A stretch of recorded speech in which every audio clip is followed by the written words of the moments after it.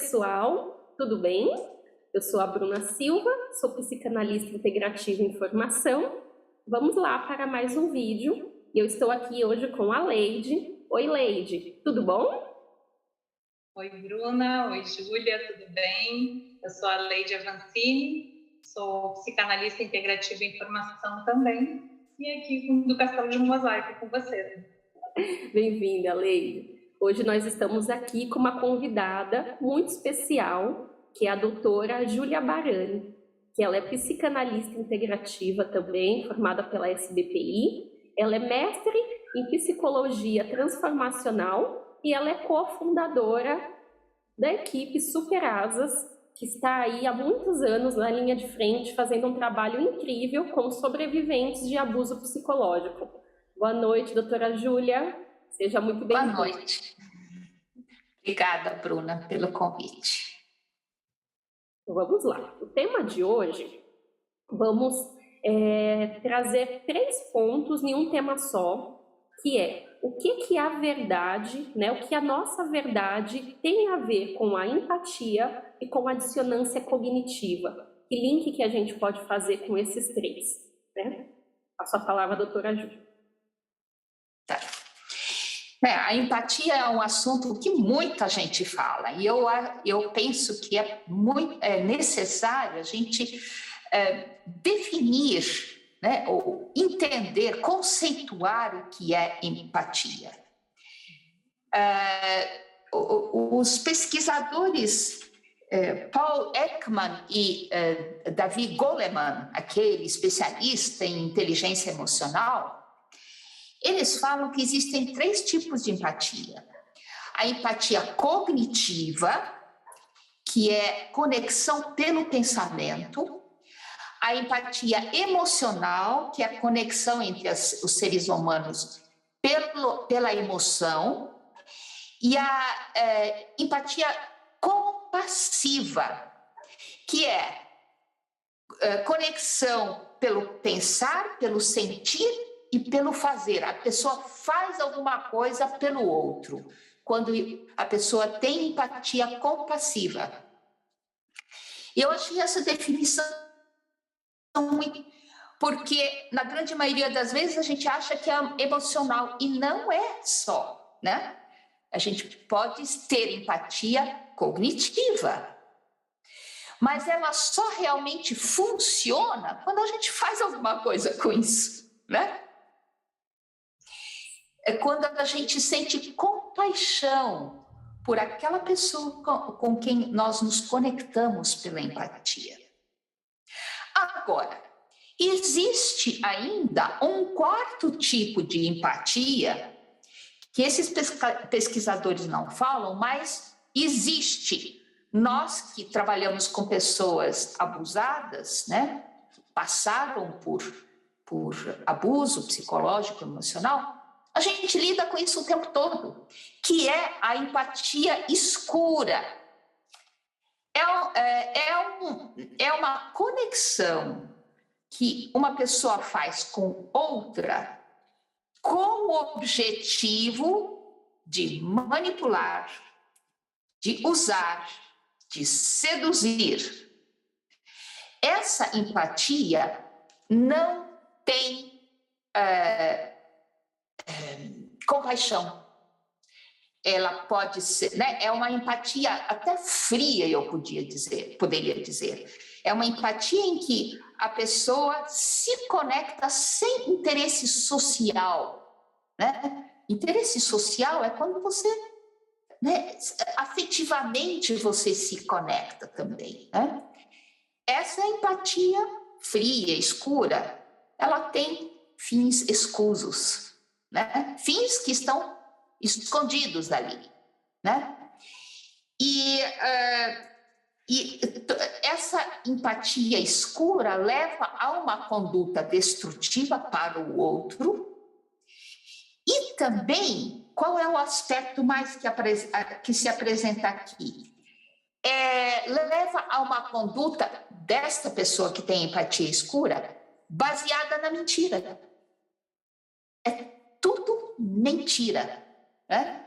Que é montado com esse fim escuso. Né? Júlia, é possível perceber a diferença entre esses tipos de empatia? Para isso, a gente precisa desenvolver um autoconhecimento muito grande. Senão, você não percebe. Senão, você não é capaz de entrar na profundeza dessa história e perceber a falsidade. Porque um abusador desses finge excepcionalmente bem. Ele pode fingir estar compadecido, e é o que eles mais fazem, quando absolutamente não existe nenhum pingo de compaixão. Né? Então, uma pessoa pode ser facilmente seduzida por essa empatia fingida, mentirosa, né? E aí ela é levada cada vez mais a se abrir, porque ela confia, e aos poucos o abusador vai ocupando o espaço, manipulando a pessoa para conseguir dela o que ele quer, ele ou ela quer. E aí nós temos a dissonância cognitiva, percebe? Como uma coisa vai levar a outra. Então, doutora... Justamente por essa dificuldade, né, Júlia, em perceber a diferença das empatias, é que a pessoa tem que passar dissonância, porque ela vai de boa fé, acreditando, sem entender como que aquela pessoa agora está fazendo tudo isso. Será que é possível? Será que sou eu? Né? Você começa a duvidar da sua própria percepção. Porque eles podem até te dar atenção, você está desabafando, eles estão ali, você chora. Tem uns que pode chorar até junto com a pessoa, e a pessoa vai falar, nossa, está tendo empatia, está se colocando no meu lugar. Só que é se colocar assim, está ouvindo, mas fazer algo que te tire daquele sofrimento, isso não vai acontecer. Na empatia fria, no caso, né, doutora? Vai acontecer ser exatamente o contrário, né? Não vai te tirar do sofrimento, vai aumentar o seu sofrimento. Pode até fingir que alivia um pouco, aí você cai mais um pouco dentro da armadilha, né? Dá e tira, né? Dá e tira. Isso também deixa a pessoa com mais dissonância cognitiva ainda. E o que é dissonância cognitiva? É o conflito entre o que a pessoa vê, sente e faz. É um conflito quanto à verdade daquilo. Aí que entra a verdade. A pessoa mostra uma coisa e, na verdade, está sentindo outra coisa e está fazendo uma terceira coisa. Essas três coisas não batem. E o sobrevivente, a pessoa que está sofrendo esse abuso, fica confuso, porque nós precisamos. É uma necessidade humana, assim como comer, como. Né? É uma necessidade básica que as coisas sejam coerentes. Inclusive, no caso, a gente aqui está falando em termos gerais, né? Qualquer pessoa, qualquer relação, né? Conjugal, de trabalho, de escola, pais e filhos, enfim, acho que estão falando aqui em geral. Mas isso é uma coisa que a gente também observa muito entre as filhas. Às vezes, o pai ou a mãe, que é o abusador, fora de casa é a melhor pessoa do mundo, é caridosa, todo mundo gosta, todo mundo quer ter contato, tem muitas amizades, e com a própria filha, ou, né, o próprio filho, eles são completamente diferentes. E mesmo não recebendo o bom desse abusador, ainda confunde pela imagem que ele tem construída fora, né? Olha como é sutil, no caso de um relacionamento, vamos dizer que o abusador pode fazer tudo isso com a vítima, né? Dar o que é bom e dar o que é um ciclo, né? E com os filhos, às vezes, já é tão construída essa imagem de fazer com que o filho sinta culpa, que ele não precisa fazer o bom para o filho, ele faz o bom fora e o filho está confuso. Por que aqueles merecem e eu não? Né? Como eu posso ser tão ruim para não receber o amor do meu pai ou da minha mãe, ou sei lá, quem for, né? O abusador. É muito confuso. Sim. Eu também ia falar alguma coisa. Perfeito, não, Leite, perfeito isso que você trouxe. Ou então, existem casos assim, por exemplo, você colocou um ponto legal de pai e filho, eu vou colocar um de relacionamento, cada um parâmetro diferente. Às vezes é o casal, né? E aí, vamos colocar que o masculino, o marido, seja o abusivo. E aí a esposa chega em casa e começa a reclamar do chefe. Nossa, meu chefe, ele tá fazendo isso comigo, tá me humilhando. E a pessoa pode até dar atenção, olha, é verdade e tal. Aí, aí a esposa fala, então eu vou pedir demissão. Não, você não pode fazer, você tem que ficar lá. Então, assim, vai fazer essa confusão. Como que... eu já vi casos até de depois a pessoa ir convidar o chefe para ir na casa, num churrasco. Então, a pessoa fica cada vez mais confusa. Como que essa pessoa me ouvia, entre aspas, assim, ela me validava, ela entendia meu sofrimento, eu chorava, ela entendia o que eu estava passando, mas quando era para mim agir e fazer alguma coisa em benefício de eu me livrar desse sofrimento, a pessoa não deixava e ainda tinha atitudes que reforçavam a atitude do abusador comigo, de outro abusador comigo. Então é totalmente desconecto isso, assim. Então a pessoa, ela beira a loucura, assim. Por que essa pessoa, né? Será que eu estou enlouquecendo? Será que eu estou vendo coisa onde não tem? Né? Será que eu estou sendo fraca? Eu deveria, então, aguentar mais? Muito legal isso. E aí, a pessoa vítima, né, desse abuso, entrega a autoridade sobre si mesma para o abusador. Afinal, ele sabe e eu não sei. Ele ou ela sabe das coisas e eu não sei. Acabou de ser provado para mim que eu nem consigo perceber a realidade. Eu preciso ser conduzida por essa pessoa que sabe e eu não sei. Pronto, entregou a sua vida na mão do abusador, né? Entregou toda a sua verdade, né? Sabe mais nada. Não sabe, né?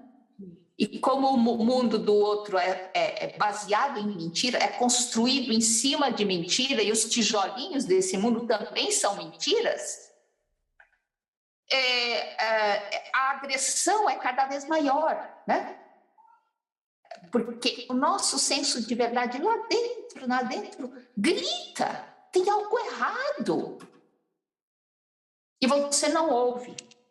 Você fala, não, já foi provado que o outro que sabe, eu não sei.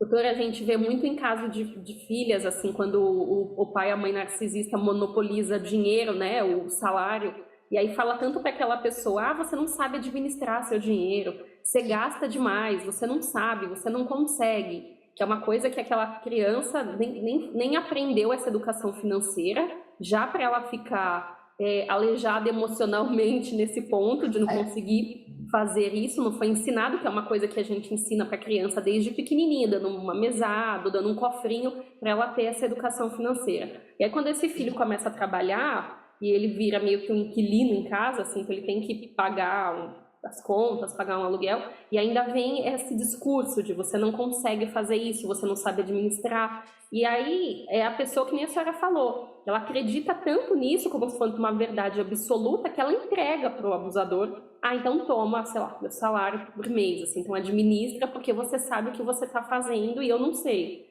Então, como a senhora disse, entregou tudo, assim, de mão beijada, era o que a pessoa realmente queria que acontecesse. Sim. E aí cada vez mais você fica mais dependente, então você vai precisar de dinheiro, você vai ter que pedir, você vai precisar de um cartão, você vai ter que pedir para usar autorização o cartão. Então, em vez de você ter mais liberdade, você fica mais emaranhado, né, Leide? Mais amarrado. Às vezes mais difícil de sair da relação e de perceber o que está vivendo, né? Porque a vítima não sabe que é vítima, né? Pois é. Então, qual é a solução para isso, né? Como é que a gente faz? como ativar esse senso de verdade que todos nós temos e que está lá abafadinho, com todo aquele monte de peso por cima, né? Primeiro, eu vejo uma necessidade de mudar o ponto de vista.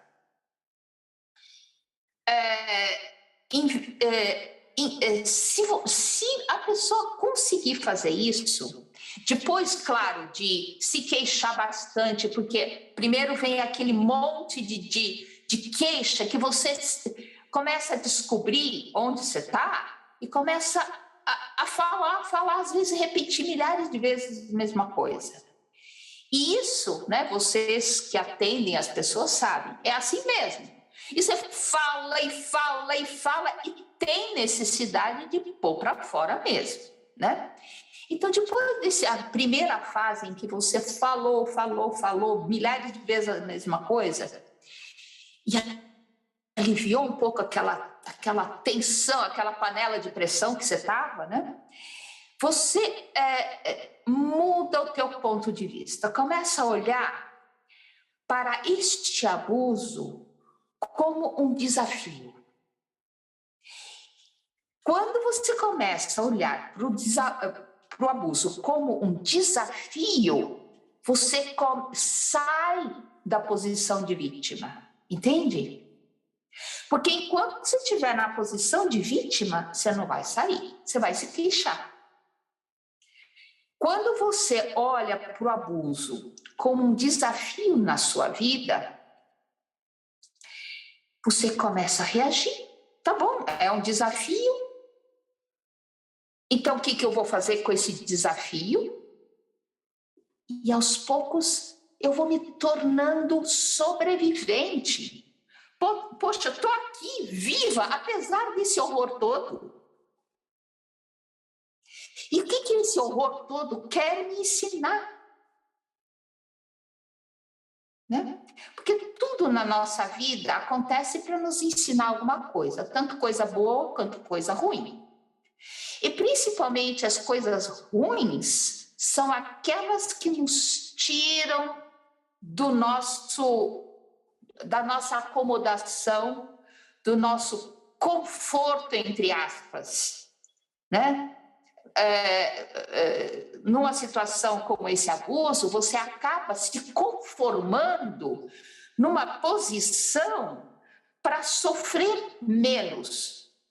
Você vai engolindo sapos, você vai, né, como nós falamos agora há pouco, entregando autoridade sobre você para o abusador, para a abusadora, e é tudo assim, medidas que o nosso inconsciente tem para evitar mais sofrimento. Só que isso nunca tem fim. É interessante isso, Júlia, porque quando a gente começa, quando as pessoas vêm para a terapia, a gente percebe, elas também, que elas já têm essa resposta, né? Porque às vezes a gente diz assim, você faria isso para alguém? Você se comportaria dessa forma, né, em determinada situação? E a pessoa, não, mas ele é assim, quer dizer, já está vendo aquela pessoa como diferente, só não está confiando em si para ter a medida daquela atitude, né? Sim. Então, e é uma coisa que reforçar muito isso, né? Da pessoa pegar, ter mais essa confiança no seu próprio bom senso, porque o que eles fazem realmente não tem conexão, né, entre a fala, o pensamento e a ação. Não tem.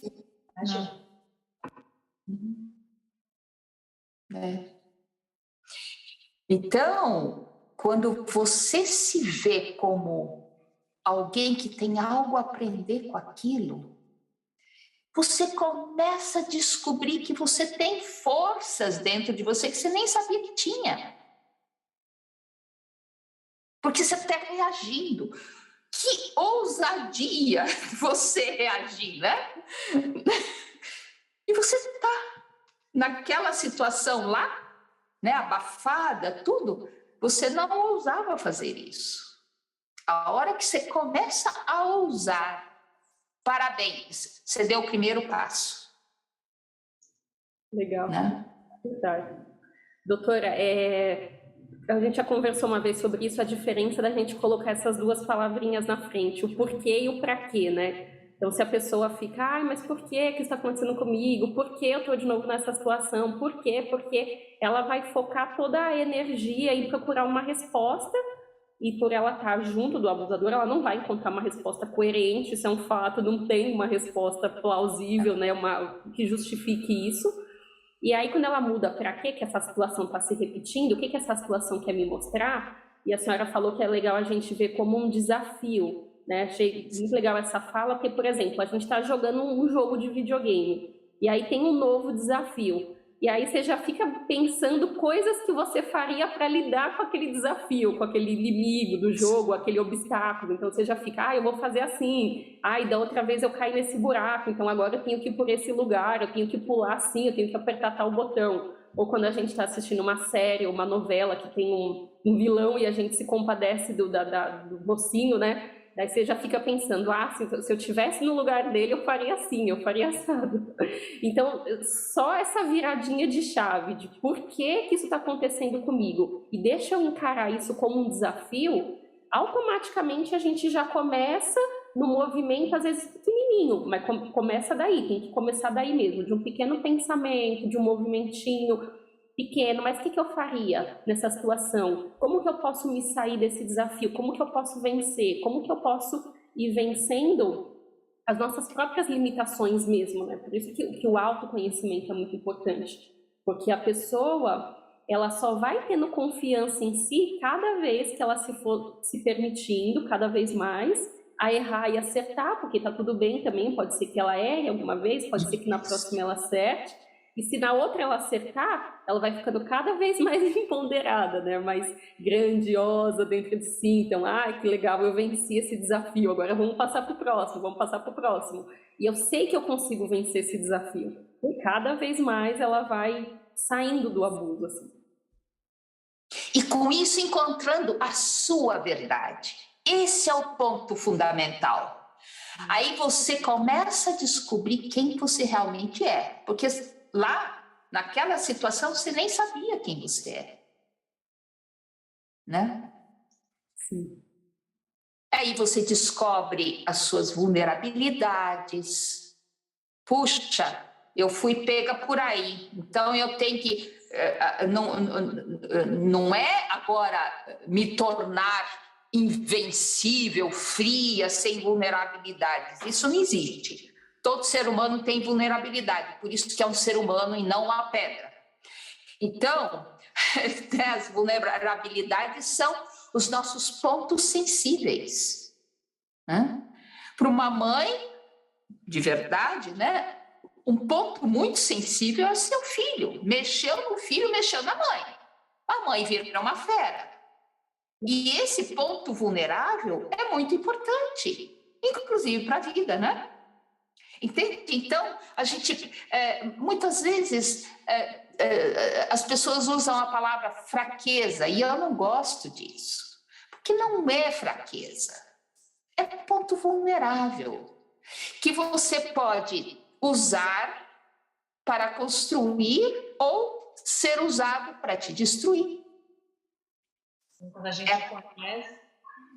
conhece o ponto vulnerável, a gente sabe como proteger melhor, né? Isso. Porque muitas vezes a gente cai na armadilha de falar para o próprio abusador, olha, faça o que quiser, mas não faça isso, e a gente entrega a vulnerabilidade, né? Sim. E ele vai pegar e vai usar exatamente esse ponto para nos ferir, né? Sim. Então, a gente sabendo qual é a nossa vulnerabilidade, até para a gente proteger tanto o nosso emocional quanto as coisas ao nosso redor, a gente, né, aprende melhor. Com certeza, o autoconhecimento é tudo na vida da pessoa, né? Todo mundo devia querer fazer, né? Se autoconhecer é muito bom. E lembrar que nós temos o senso da verdade. Toda criança que ainda não foi abafada, etc., ela sabe o que é certo e errado.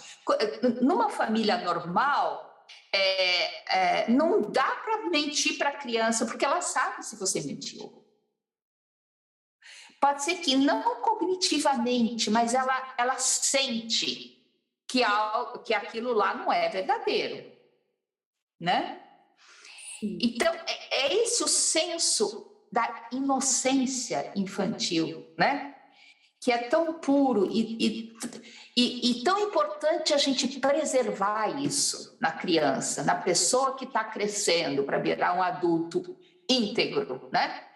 Manter o senso da verdade dessa pessoa como uma das maiores qualidades que ela pode ter. Lindo. Né? Porque é a partir da verdade que nós podemos construir alguma coisa. Não podemos construir nada sobre mentiras. Nada. Não podemos nem construir um relacionamento. Conosco ou com os outros. Um relacionamento verdadeiro só pode ser baseado na verdade. É o termômetro mais importante do ser humano. Sim. É essa conexão com a sua própria verdade. Sim. E aí você vai ampliando essa noção de verdade até você chegar na verdade mesmo, né? Não que os outros estão falando sobre as coisas, né? Verdade geral mesmo. O que é esse mundo? Para que a gente está aqui? Todas essas perguntas que, no fundo, todo ser humano tem, e às vezes não está muito consciente. Esse ser humano, quando se conecta com a sua verdade, ele abre caminho para se conectar com todas as verdades. Você não mente mais para você mesmo.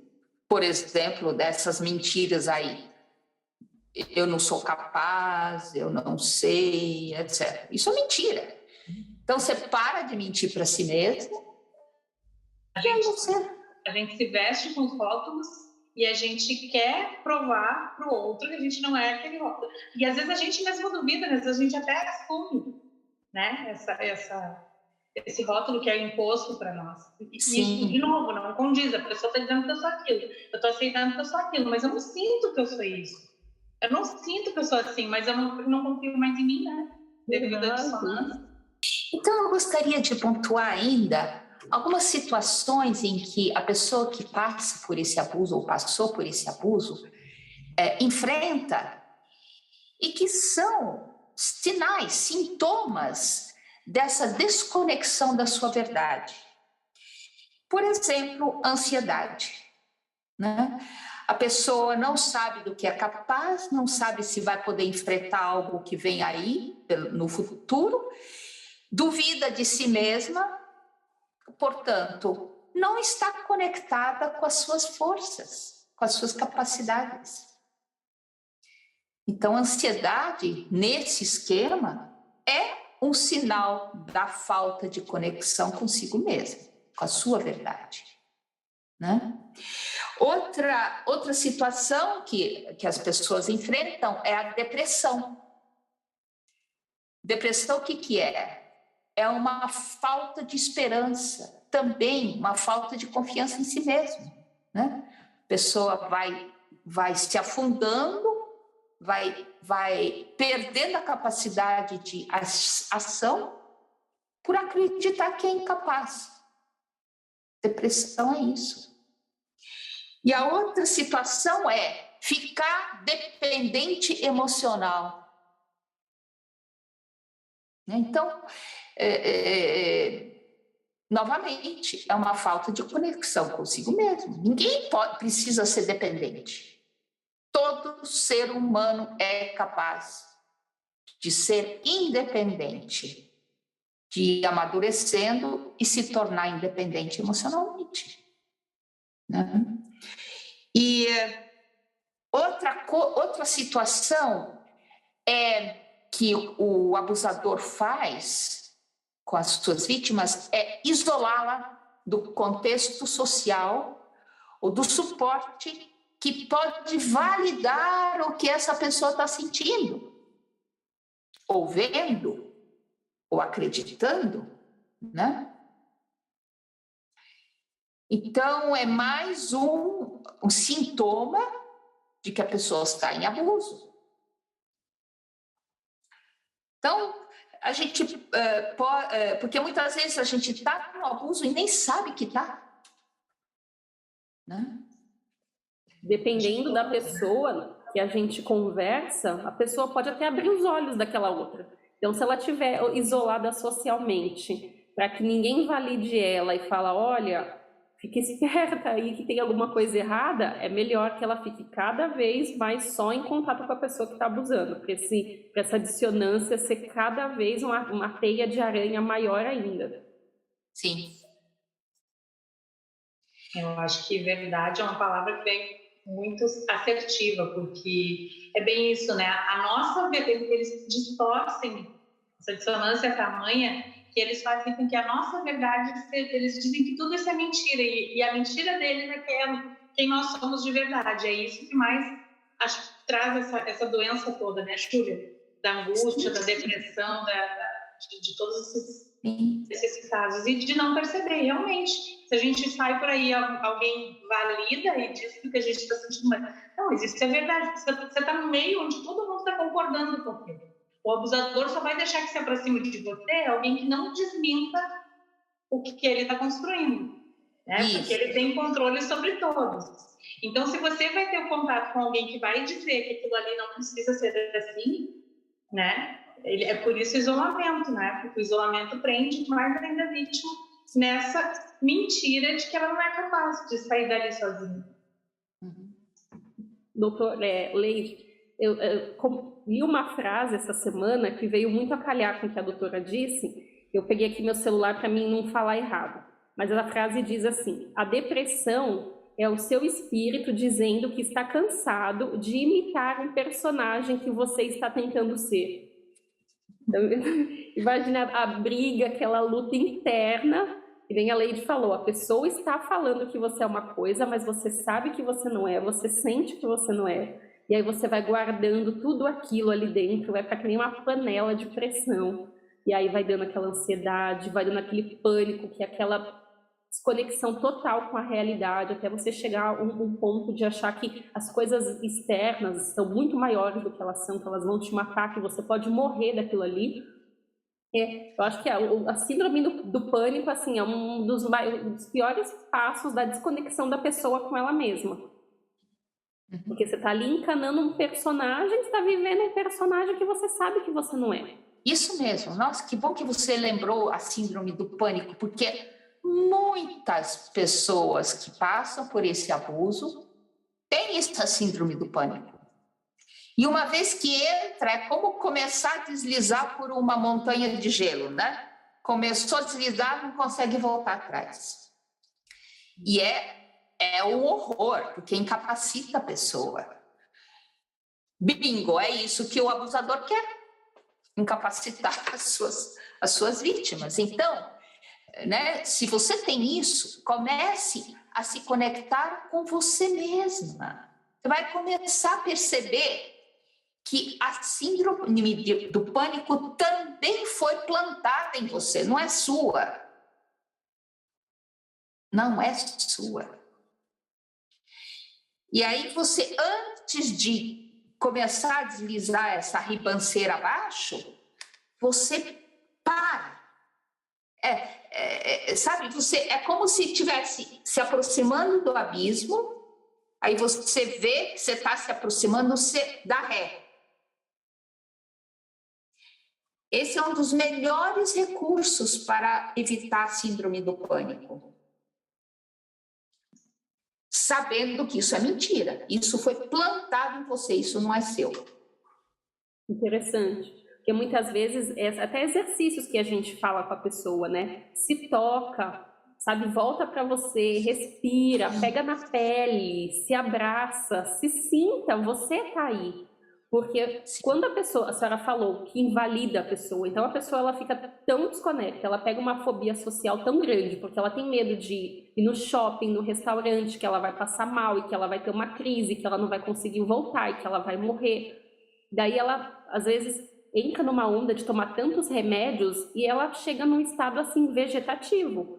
Então ela perde, não consegue trabalhar às vezes mais, não consegue mais produzir, então ela fica cada vez mais em casa, cada vez mais na cama, aí todas essas coisas vão somatizando, uma coisa vai levando a outra, que nem você vai falar, bola de neve, desce uma pedrinha pequenininha, quando chega lá embaixo tá assim uma coisa enorme, pronto, prato cheio pro abusador, invalida ela totalmente. Olha, essa daqui a gente não pode mais nem acreditar no que ela fala, porque a pessoa saiu totalmente fora da casinha. E ela parece, aos olhos dos outros, uma pessoa desequilibrada, enquanto o abusador ou a abusadora está lá calmo, até olha compassivo para a pessoa que está se descabelando, né? Não. Perdeu o controle. Mais importante que eu gostaria de deixar hoje é: conecte-se com a sua verdade. Ela está aí, mesmo que você ache que não esteja, ela está aí. Porque você nasceu com ela. Nasceu com ela, é sua verdade.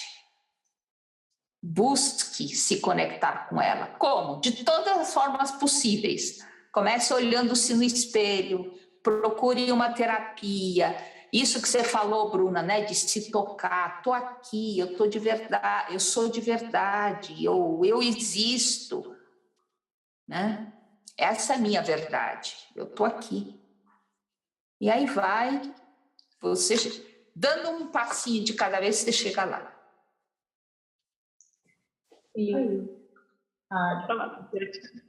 Pode falar. Vamos encerrar, então? Você quer encerrar, Leide? Eu ia agradecer. Isso, vamos começar por aí, pelo agradecimento.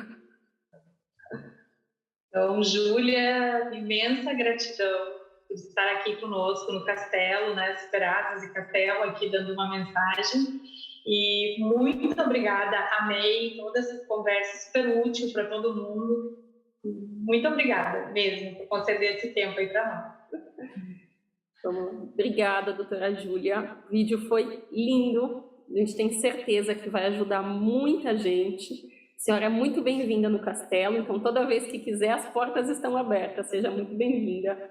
Obrigada de verdade. Vou deixar um recado para os nossos seguidores. Sigam o Castelo de Mosaico, sigam o Superasas. Superasas tem um canal no YouTube com muitos vídeos legais, com temas como esse, assim, temas incríveis. Cada vídeo que vocês assistem, assim, é muito autoconhecimento. Então, vão lá, assistam, compartilhem com os amigos, pessoas que vocês querem que veja esse vídeo, que tem esse tipo de informação também. Dá like, comenta, deixe sugestões. O feedback de vocês é muito importante para nós. Tá bom? Leide, muito obrigada também. Então, obrigada a você. Até o próximo vídeo. Beijo. Muito obrigada, gente, por confiar.